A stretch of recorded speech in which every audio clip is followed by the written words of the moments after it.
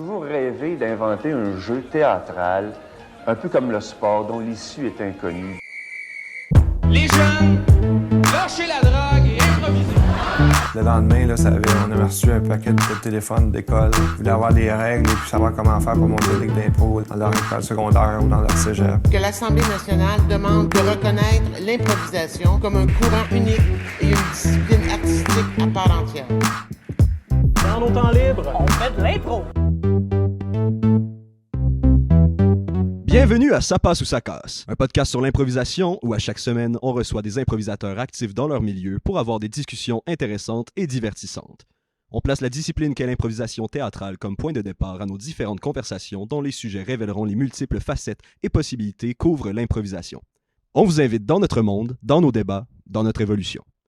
Pour notre première saison, nous allons parler des apports de l'improvisation au travail, des différents types de joueurs, est-il trop tard pour commencer à faire de la scène, le bien-être en improvisation, le Festival d'impro de Québec, l'humour versus l'improvisation avec des invités qui sont passés par l'École nationale de l'humour, et encore plus. On commence le tout avec notre premier sujet, qui sera pour aujourd'hui le vote en improvisation. Nos participants représentent chacun l'une des 3 ligues d'impro qui sont à l'Université Laval. Je les laisse se présenter. Votre animatrice, Kimberly Reason.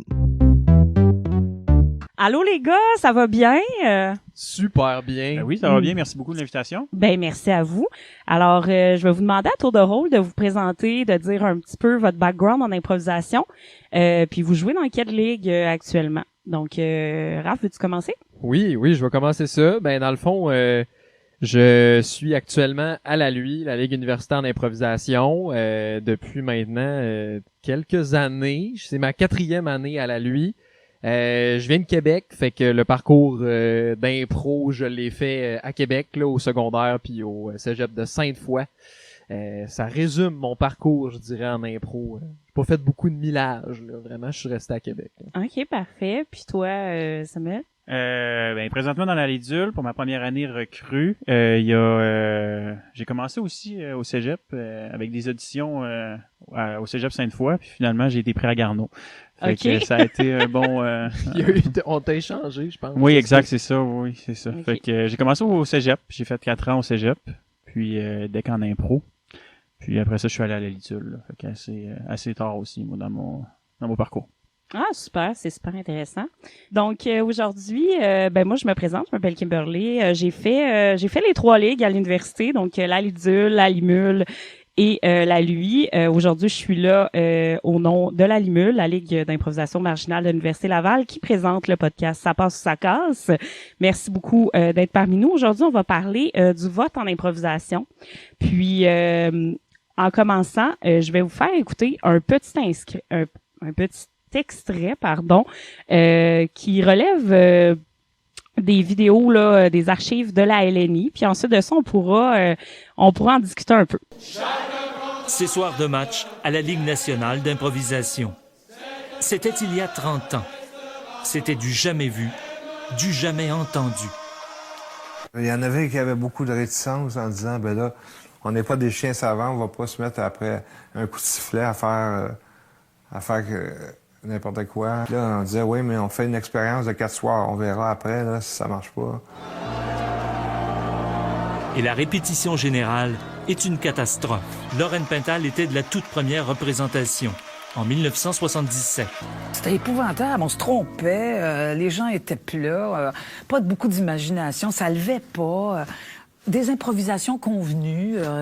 On pensait pas que les gens allaient rire aussi, alors...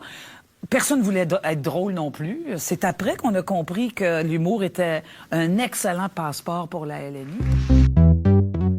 Je vais enchaîner là-dessus en vous disant, je trouve ça un peu intéressant. On pensait pas que ça allait rire. C'est un commentaire dans le court extrait. On pensait pas que ça allait rire. Vous, la place du rire en impro, vous pensez que ça prend quelle place exactement? C'est une bonne question. C'est drôle justement qu'on avait ce questionnement-là parce qu'aujourd'hui on se dit pour que ça soit bon, faut que ça soit drôle là. Tu sais, des fois on a souvent ce réflexe-là de dire ça a pas ri donc c'était pas bon. Alors que je pense que on peut vivre de quoi de beau en impro sans nécessairement passer par le rire, mais on a souvent ce réflexe-là ou cette béquille-là de dire faut que ça soit drôle. Là, j'ai pas fait de blague encore après une minute de jeu. Faut que j'en fasse une. Je sens pas de réaction. C'est un peu ça que j'en pense là, à propos du rire en impro. Là. Ouais, puis à certaines occasions, même, je ne sais pas si vous avez déjà vécu ça, mais tu sais, de vous dire, hey, notre impro a été moins drôle ou mais semble que ça a pas beaucoup ri. Est-ce qu'on va le gagner, ce vote-là? Tu sais, c'est cette réaction-là qu'on a souvent en impro de se dire s'il manque d'humour, probablement qu'on l'aura pas ce point-là, tu sais, dans le match. Je sais pas si c'est quelque chose que vous avez déjà vécu. Ben, des fois, je pense qu'on peut être surpris parce que on a des joueurs punchers, joueuses punchers qui sont extraordinaires, qui permettent des fois d'avoir un rire très intense pendant un moment. Puis là, on se dit, mon Dieu, l'improvisation est gagnée ou perdue, dépendant du contexte. Mais parfois, la proposition complète, l'histoire, le développement, tout ça va venir un peu briser le punch qui a fait rire énormément. Fait que je pense qu'on a ce réflexe-là de penser que justement un rire intense du public peut assurer la victoire de l'impro, mais des fois, je pense que une belle construction complète d'une histoire qui va faire rire le public, c'est la majorité du temps, mais ça peut parfois le remporter malgré tout. C'est un peu la réaction, je trouve, du public qui est la plus facile à aller chercher, là, genre une grande foule qui s'esclave, t'es genre d'accord, là j'ai hors de tout doute là, la conviction que ce que je fais pour eux, ils l'apprécient parce que cette foule-là s'esclave. Tandis que, tu sais, si je joue un bon ton, par exemple, ou un personnage qui est assumé, ben, j'aurais pas un rire. Peut-être que le public va apprécier, mais il me le montrera pas d'une façon aussi intense puis bruyante que par un rire, tu sais. C'est surtout ça, je pense. Un des bons exemples, c'est souvent les chantés à la lui. C'est des impros, quand ils sont réussis, qui sont extrêmement appréciés du public, là, puis desquels le public a vraiment une forte réaction, puis c'est pas nécessairement des impros qui nous font tordre de rire, mais avec le band, avec la personne qui assume sa chanson et tout ça, je pense que le public là aime beaucoup les chanter, à moins que ça ait changé. Là. Ouais, mais c'est le cas, c'est vrai, mais je pense que c'est ce décorum-là que la lui a qui aide, je pense, à ce que les gens se sentent plus à l'aise à faire une chantée, parce qu'on sent que il y a un band qui est live en même temps, qui est là avec nous, qui nous épaule là-dedans. Fait que je pense que cette plateforme-là que la lui offre, permet ce genre de choses-là pour que le public l'apprécie puis trouve ça quand même impressionnant, là, tu sais, mais je me place dans d'autres lieux, je serais pas autant à l'aise de faire une chantée par ce manque de décorum-là. Là, je me trouverais tellement en manque de moyens. Je me dirais, je peux pas faire ça tout seul. Là. Fait que... Ouais, ben les chanter, ça a toujours été un couteau à double tranchant en impro. Là. C'est sûr que quand il y a pas de fond musical, qu'il y a pas de band, qu'il y a rien pour accompagner, des fois, ça peut nous rendre un peu mal à l'aise. C'est toujours excellent. Là. Je sais pas si ça vous est arrivé, mais d'être dans un pauvre gymnase d'école, là, puis terminer une triathlon sur une bonne chantée avec plein d'échos, là, tu sais.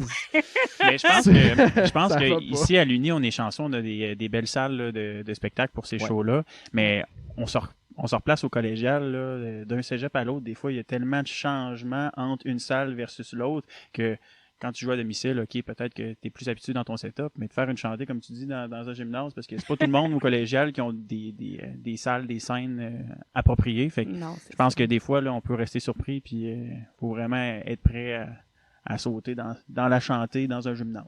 Non, c'est ça, les cafétérias, les gymnases, justement, c'est pas la meilleure acoustique là pour ce type d'improvisation là. Que c'est déjà arrivé, tu sais, à la lui, vous remettez des gougounes là, tu sais, à l'entrée, tout ça. C'est un peu le principe habituellement de punir l'arbitre quand il donne une pénalité avec laquelle on n'est pas d'accord, les juges de ligue. Mais est-ce que vous avez déjà vu ça, par exemple, un public qui était vraiment, tu sais, reflété de ce qui se passait au départ à la LNI puis qui lançait des gougounes sur des joueurs durant un impro? Pas vraiment. Je souhaite à personne que ça lui arrive dans toute sa carrière d'impro. Moi, pendant que j'étais à la lui, j'ai jamais vu ça, heureusement. Mais c'est vrai que la lui a cette ligne directrice-là de suivre un peu le décorum très classique du match d'impro. Ça vient avec ses avantages comme ça vient avec ses défauts, là, bien évidemment. sais, avec du recul, c'est quand même un peu irréaliste qu'on donne des gougounes à lancer sur des gens. Mais les juges de ligne, donnez-vous une formation là, pour comme anticiper la venue oui, on en donne une, puis elle dure 10 minutes maximum. Fait que, en gros, on n'en donne pas vraiment. Bon. Ouais, puis si je me trompe pas, t'as déjà été juge de ligne aussi, oui, Raph? Exactement. Puis d'ailleurs, j'avais une anecdote par rapport au lancer de gougounes. Ben oui, vas-y. Qui témoigne bien de ça, que des fois, c'est un grand défaut de donner des gougounes à un public. J'ai été juge de ligne, puis avec quelqu'un d'autre là qui faisait de l'impro en même temps que moi au secondaire. On était au secondaire dans ce temps-là. Puis à un moment donné, il y avait comme une confusion au moment de faire le comptage, parce que le score était serré, les gens votaient, puis la décision était pas unanime. Fait que dans ce temps-là, bref, les juges de ligne font un comptage, là, pour ceux qui sont pas habitués. Puis, il y avait une juge de ligne qui s'était comme... L'autre juge de ligne à côté de moi, c'était comme trompé de côté. Fait qu'on avait comme compté le même résultat, puis elle avait dû recommencer. Bref, ça a comme créé une espèce de confusion, puis le public s'est rendu compte de ça. Puis, à la fin du comptage, quand on termine de dire nos nombres, il y a des gens qui se sont mis à lancer des gougounes en plein milieu de l'improvisoire. Là. Il n'y avait pas un joueur, là. Fait que c'était comme dirigé contre nous par notre espèce de maladresse. Fait que c'était comme un très drôle de moment où des gens universitaires ou adultes tiraient des gougounes pour montrer un mécontentement à deux juges de ligne du secondaire qui n'étaient pas payés pour faire ça. Puis ça, c'était un drôle de moment, je t'avouerais. L'as-tu refait après? Ou t'as complètement abandonné ta carrière? J'ai continué, mais je me suis posé beaucoup de questions. Les remises en question font partie de la job, je pense. Exactement. Mais non, mais c'est quand même une très bonne anecdote pour démontrer à quel point le public peut être sévère envers les joueurs d'impro puis les bénévoles qui entourent ça. Il faut savoir aussi que il y a très peu de joueurs qui sont payés là pour faire de l'improvisation au Québec là. Ça se compte sur les doigts d'une main. Oui, puis c'est très récent là, je pense dans certaines ligues qu'il y a un montant qui est attribué aux joueurs, mais tu sais, on fait ça par passion, on fait ça pour donner un spectacle au public, puis c'est en fait, là, si on calculait le nombre d'heures qu'on met d'implication dans une ligue d'impro durant l'année, il y en a qui travaillent moins que ça à temps partiel. Là. Donc, tu sais, les erreurs, ça arrive. Là, je veux dire, on n'est pas... Il y a rien qui est répété à l'impro. Oui, on a un cadre, mais on n'a pas... il n'y a pas de texte, il n'y a pas rien. Fait que ça arrive, les erreurs, puis de compter du mauvais sens. Là, tu sais. Puis, tu sais, justement, dans ce sens-là, moi, je me disais... J'imagine, tu sais, vous avez un prix d'entrée à vos spectacles respectifs. Il y a cette pression-là aussi de dire la personne paye. Là, c'est un montant qui est quand même minimal comparé à certains autres spectacles, là, mais quand même, il y a un prix d'entrée. Fait que, tu sais, il doit y avoir cette pression-là de dire on a un devoir. Tu sais, je pense à lui parce que vous avez le décorum et tout ça. Là. Il y a une pression, j'imagine, de dire on a ce prix d'entrée-là, les gens ont des attentes, on a une réputation, etc. Ben oui, c'est sûr qu'on veut pas nécessairement perdre de public, mais je pense que on a un message un petit peu à montrer à notre public que, tu sais, au final, on est tous des amis, que oui, j'ai comme l'impression que c'est ça au final, que c'est le public qui est emporté dans ce concept-là de match, de compétition, puis qui est comme tellement impliqué émotionnellement dans cette compétition-là, au final, peut-être plus que les joueurs, plus que les joueuses, puis ça crée ce genre de réaction-là, puis au final, ben je pense que c'est à nous de dire « Hey, OK, là, tu sais, on est tous une gang d'amis, puis on l'oublie, on va tous sortir au bar après prendre une bière, puis on n'est pas en compétition, puis c'est ça, là. Je pense que c'est ça aussi, puis il faut quand même passer le message au public, là, de dire « Écoute, je pense pas qu'on est tous gagnants à être aussi intense niveau compétition face au match d'impro comme on le connaît. Non, absolument, je comprends. Le joueur, oui, doit faire une belle improvisation, mais au bout de la ligne, s'il gagne l'improvisation, c'est lui qui est la star, le héros. S'il performe très bien à l'intérieur d'un match, il va aller chercher la première étoile du match. Alors, c'est certain qu'à un moment donné, c'est devenu extrêmement tendu, parce que là, les joueurs disaient « Oh, je joue pour ma moyenne, je joue pour le trophée, les équipes veulent gagner la fameuse coupe. » C'est peut-être un concept à la limule qu'on ressent moins, mais au niveau de la compétition, Je dirais que c'est peut-être un concept qu'on voit un petit peu moins à la Limule. Avec les improvisations, ça passe, ça casse. Donc, nous, nos mix ne comptent pas. Il n'y a pas de point qui est attribué à une équipe en particulier là sur nos mix. Donc, le concept de compétition est peut-être un peu moins grand que dans d'autres ligues parce qu'on n'a pas non plus de coupe du gagnant de la saison régulière. Donc, nous, ce qu'on répète tout le temps, c'est les 4 équipes vont en demi-finale. L'important, c'est qu'on ait du fun. T'sais. À la Lidule, je pense pas que vous avez une coupe non plus non, à de saison. À la Lidule, on a quand même une formule qui est vraiment de jouer ensemble, de bâtir des impros. Dès les auditions, là, on nous stipule clairement là, les mix sont pas ça passe son casse, c'est un point d'un côté ou l'autre, mais on tente de bâtir la plus belle impro. Je pense que même si on n'a pas le passe, ça passe ça casse, il y a comme cette mentalité-là de briser un peu les gens compétitifs dans la ligue puis de dire écoute, tu vas te le faire dire par n'importe quel joueur de la ligue que ça marche pas si tu essaies de puncher dans la face de l'autre personne avec qui tu joues. Je pense qu'il y a cet aspect-là là, qui aide beaucoup à éduquer. Là. Moi, personnellement, je suis quelqu'un de très compétitif. Je pense que la Lidule m'aide grandement à réduire ça puis à avoir ça comme un spectacle où on est tous des chums qui vont prendre une bière après. Ouais. Ben oui, Plus que t'es au cégep puis que si tu vas pas en finale, tes amis viendront plus te voir. Tu sais, c'est des choses comme ça que moi j'ai connues quand j'étais au cégep où on perdait un match puis ça revenait pas la semaine d'après. Là. C'est une fois qu'on joue dans d'autres ligues dans le circuit collégial, on se rend compte que le circuit collégial est on peut dire assez compétitif parce que c'est pas toutes les équipes là qui font les séries justement. Fait que tu te bats pour ton classement durant la saison puis tu te bats pour te rendre dans les séries puis avoir un match de plus là. Je sais pas si tu avais vécu ça aussi au cégep. Raph, oui, oui, c'est sûr. Puis je trouve que c'est extrêmement bénéfique de, je dirais, finir, ou du moins passer, pas terminer dans ce concept-là de ligue où tu représentes une école, mais d'aller vers quelque chose où tu es une ligue de 4 équipes, puis tu représentes cette ligue-là, puis tu fais partie des 24, des 25 membres là, de cette ligue-là. C'est vraiment différent, puis ça calme le jeu aussi. Puis, je trouve ça bien. Est-ce que c'est cool là, ce que vous faites à la Lidule pour ça?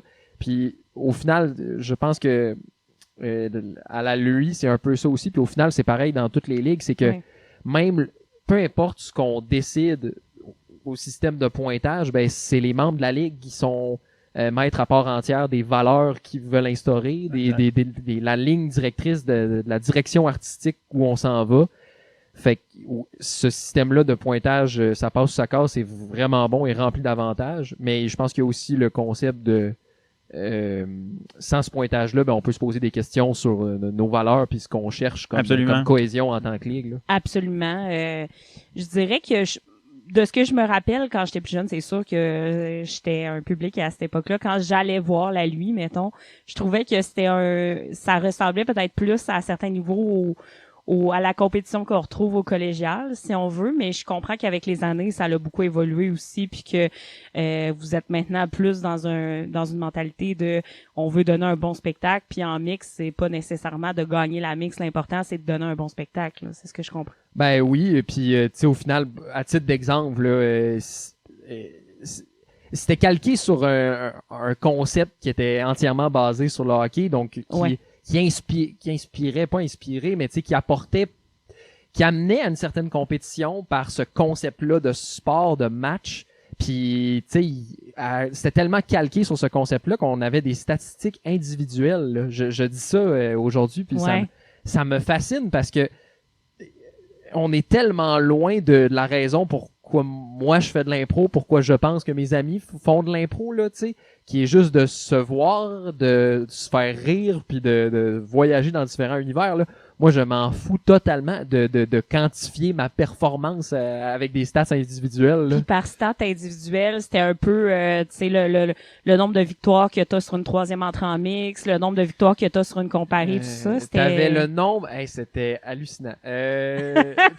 T'avais le nombre d'improvisations commencées, le nombre d'improvisations commencées, gagnées, suivi d'une série de pourcentages associés. Bref, à ta performance, à ramener un point, là, un pauvre point d'impro du public. Puis il y a quelques années, on a comme dit, tu sais, au final, ça intéresse qui dans la ligue? Tu sais, on traîne ça par par tradition, par principe, puis à un moment donné, on s'est comme posé la question à nous-mêmes, on s'est remis en question, puis on a fait, au final, ça intéresse à qui? Pas grand monde, fait qu'on peut juste décider, nous, en tant que ligue, d'enlever ça, puis c'est bien correct comme ça.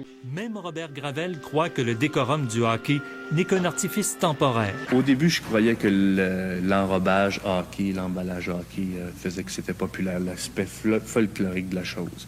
Ensuite, j'ai commencé à croire que c'était un véritable jeu théâtral, un véritable happening tous les soirs.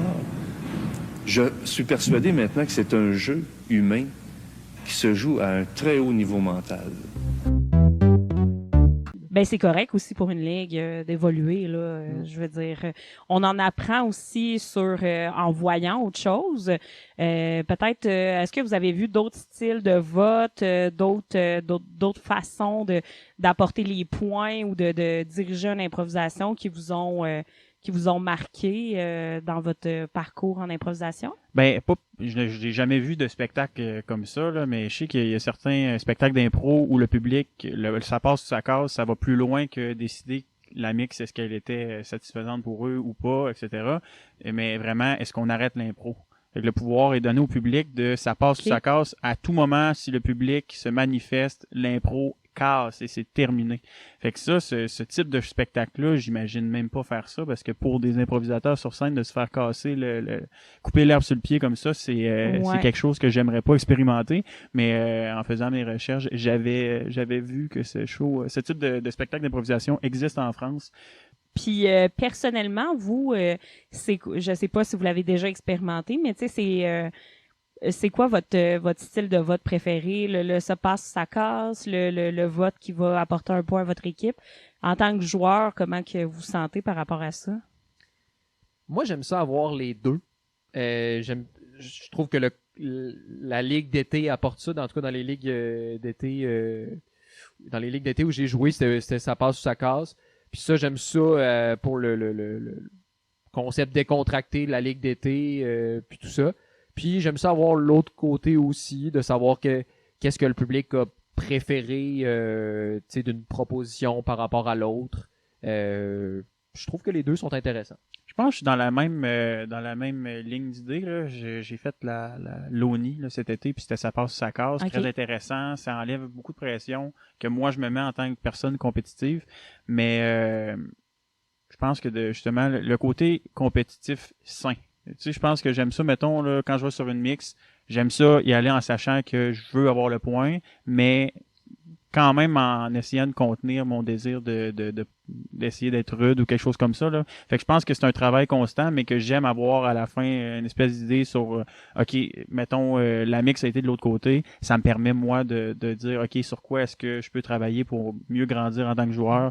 Fait que j'ai comme transigé c'est la même réponse que j'aurais donnée il y a quelques années, mais pour d'autres raisons où justement j'essaie de développer peut-être mon jeu, d'être plus complet, puis souvent malgré tout quand on a le point, on s'assoit pas là-dessus, mais on est content. Là. Ouais. Ben personnellement, c'est un peu la même chose. Moi, je dirais que la Limule m'a apporté beaucoup là avec les ça passe, ça casse parce que justement, le collégial m'a beaucoup forgé être un peu le joueur tank en mix là. Donc, tu sais, c'est absurde à dire, mais c'est vrai là, c'est ça.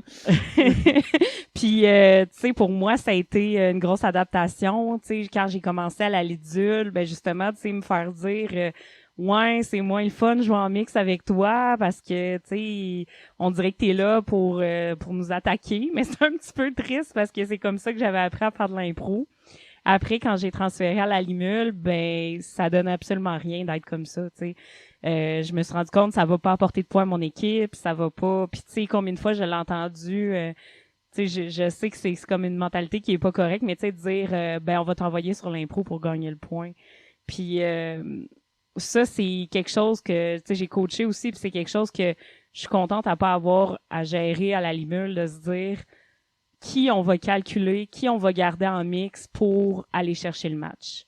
Puis je trouve que quand quelqu'un est repêché dans une ligue, tout le monde a sa place, tout le monde devrait avoir le droit de faire sa mix librement, qu'elle soit bonne, qu'elle soit mauvaise. T'as pris quelqu'un dans ta ligue, c'est cette personne-là a sa place, tu sais.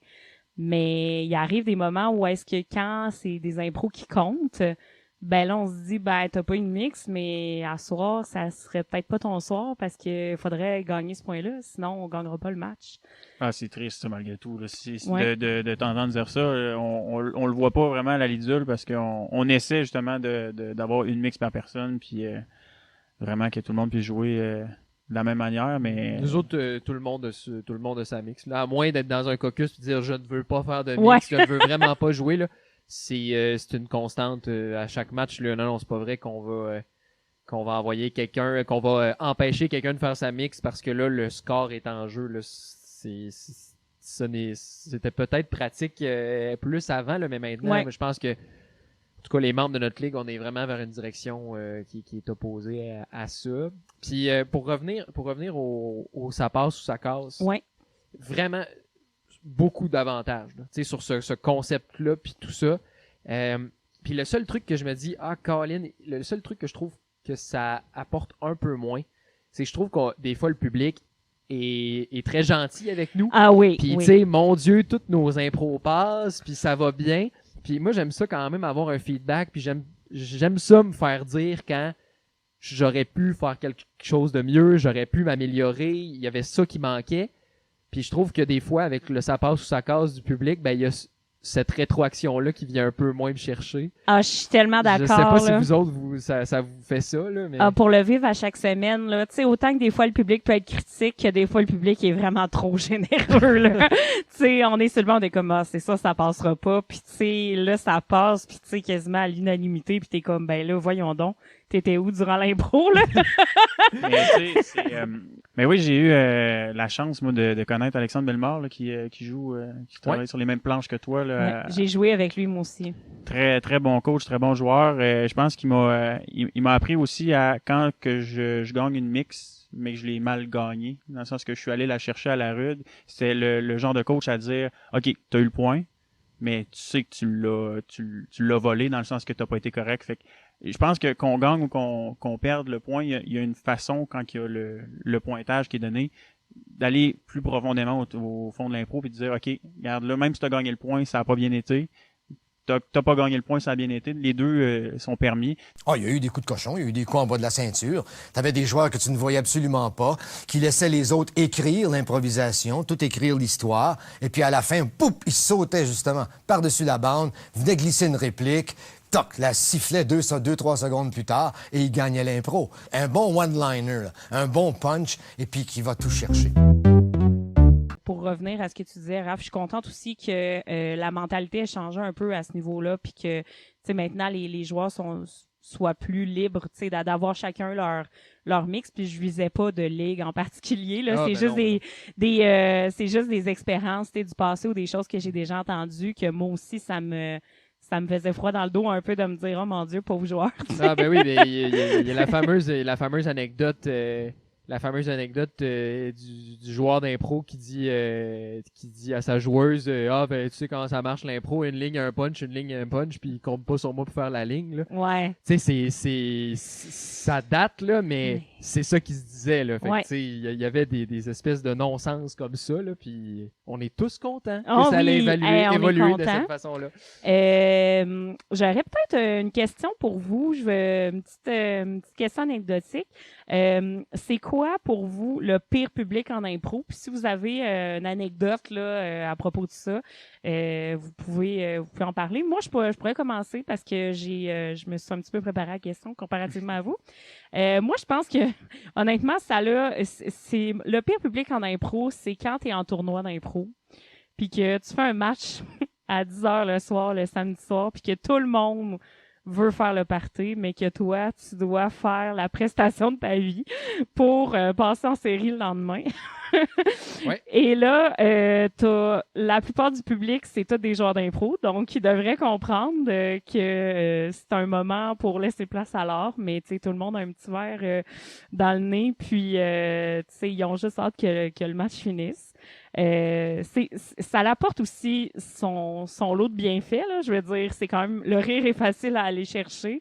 C'est pas ce genre de match que habituellement tu vas faire des dramatiques bien sentis, là. Mais c'est le bon type de match pour faire une chantée sans trame sonore.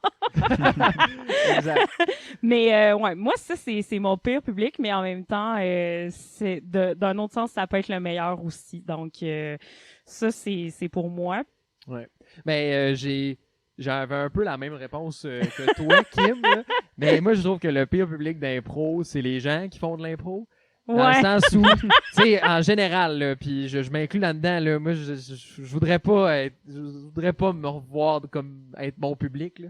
Tu sais, on vote pas nécessairement, on regarde l'impro, mais on vote pas. Quand on réagit, c'est parce qu'on trouve qu'il y a de quoi de loufoque ou de cocasse qui s'est passé sur une impro, tu sais, genre, je sais pas, la personne est en train de jouer puis elle voit pas qu'il y a une troisième entrée en arrière. Ça, ça fait rire un public d'impro, tu sais, mais pas nécessairement pour les autres raisons. Puis tu sais, on se parle dans l'oreille. Ça c'était c'était moins bon. Il a pas vu la troisième entrée, c'est donc bien drôle. On a toute une blague, un jeu de mots à faire qu'on aurait fait sur cette impro-là, mais on n'est pas sur l'impro. On est comme plein d'énergie, mais faudrait pas en avoir à ce moment-là. Tu sais, le nombre de fois où il y a un thème, puis que là, le monde d'impro sont assis ensemble dans une salle, puis sont comme moi, je ferais ça, ou ben pourquoi il a fait ça? Moi, j'aurais fait tel type de troisième entrée, puis on est comme, à place d'apprécier le spectacle, on est juste en train de s'en faire un dans notre tête, là. Ouais, surtout à la Limule, là, proche du bar. Ouais. Genre, tu sais, moi, je dis à quelqu'un, va donc faire un astronaute. Ça n'a aucun rapport, tu sais, mais j'écoute même pas le show. Fait que je trouve que c'est... Ouais, tu sais, on est très critique parce qu'on en fait nous-mêmes, là. Fait qu'aller chercher un rire de quelqu'un d'impro, des fois, ou aller chercher le point sensible d'un joueur d'impro, ça peut être un petit peu plus touché qu'un joueur qui en fait pas parce que, tu sais, on est habitué aux techniques un peu pour aller chercher le public et tout ça, là. Fait que je suis bien d'accord avec toi. Puis toi, Samuel? Moi, le pire public, ça a été un de mes amis que je n'aimerais pas, là, mais vraiment, s'il écoute le podcast, il va se reconnaître. Il m'a dit d'entrée de jeu, il dit non, je viendrai pas voir ton show d'impro, je déteste ça, les shows d'impro, je l'ai vu une fois puis c'était vraiment pas bon. J'ai dit attends un peu, on va creuser un peu. J'ai dit tu vas venir voir mon match, mais sans attente, tu sais, laisse-toi un peu, donne-moi une chance parce que sinon j'aurai pas de fun pendant mon match sachant que t'as vraiment aucun plaisir. La grosse pression. Exact, c'est ça. En même temps, c'est rough de dire je retourne plus jamais à un match d'impro après parce que une fois. Après une fois là. Ouais. Non, mais tu sais, c'est ça. Fait que non, c'est un gars pour qui les premières expériences sont importantes. Là. Oui, exact. Oui, c'est le cas de le dire, mais tu sais, finalement, ça a bien été. On a fait un super beau match, on a eu du plaisir, puis il est revenu nous voir, puis tout était beau. Mais je pense que c'est un peu ça, là, les gens qu'on invite, puis qu'on veut tellement qu'ils aiment le show. On veut, tu sais, moi, je me mets beaucoup de pression quand je sais qu'il y a des gens qui viennent me voir que je connais. Fait que des fois, je pense que c'est le pire public dans le sens qu'on est content de voir nos amis, là, on est content de voir notre famille, mais quand on sait qu'ils sont là, on a-tu donc le goût d'être bon et de performer? Dans mon cas, parce que je suis compétitif, je le rappelle. Mais je pense que c'est ça, le pire public, mais c'est le meilleur parce qu'on les aime. En tout cas, c'est comme une... c'est ça. Ben, je vous remercie. Ça fait le tour du sujet du vote en impro pour aujourd'hui. Peut-être en terminant, je vous rappelle qu'on est un représentant de chacune des 3 ligues universitaires. Je vais vous laisser un petit moment peut-être pour présenter brièvement votre ligue puis donner les informations si il y a des gens qui veulent aller voir votre spectacle. Donc, veux-tu commencer, Samuel? Oui, donc on peut voir les matchs de la Lidule à tous les mercredis à 20h au Théâtre de Poche dans le pavillon Desjardins. Desjardins, je me trompe tout le temps avec Pollack. C'est comme la même entité. Ouais. Exact, c'est correct. Puis de notre côté, la Ligue universitaire d'improvisation, tous les vendredis 20h au Grand Salon. Puis 10$ admission générale. Si vous êtes de l'Université Laval, il y a un rabais qui s'applique, alors c'est 8$. Et n'apportez pas vos gougounes, elles sont fournies. Exact. Oui, les gougounes sont fournis pour les juges de ligue et l'arbitre, idéalement. J'espère qu'on ne créera pas de précédent puis que les gens vont pas écouter le podcast sans se trouver drôle en lançant des gougounes ces joueurs. Non, faites pas ça. Faites pas ça, ça serait vraiment pas fin. Raphaël Barrette de la Ligue universitaire d'improvisation, Samuel Lacroix de la Lidule.